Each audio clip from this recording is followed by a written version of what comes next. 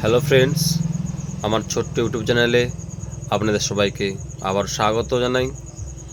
আজ মাননীয় মুখ্যমন্ত্রী মহাশয় বিকেল 4:30টার সময় প্রেস কনফারেন্স করে জানিয়েছেন আগামী কাল থেকে অন্নপূর্ণা ভাণ্ডারের online form fill up start হবে, সেই সঙ্গে offline form fill up start হবে এবং যারা আগে লক্ষ্মী ভাণ্ডার পাচ্ছিলেন তাদেরকেও পুনরায় আবার ফর্ম ফিল আপ করতে হবে।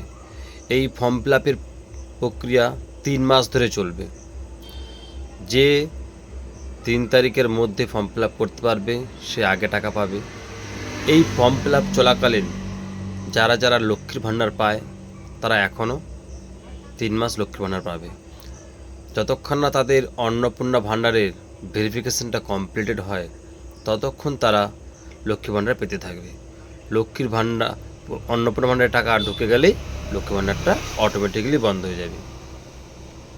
তাই প্রত্যেক বেনিফিশিয়ারিদেরকে বলবো, আপনারা কেউ হুড়োহুড়ি করবেন না, তাড়াহুড়ো করা দরকার নেই। তাড়াহুড়ো করলে ভুলে যাওয়ার সম্ভাবনা বেশি থাকে।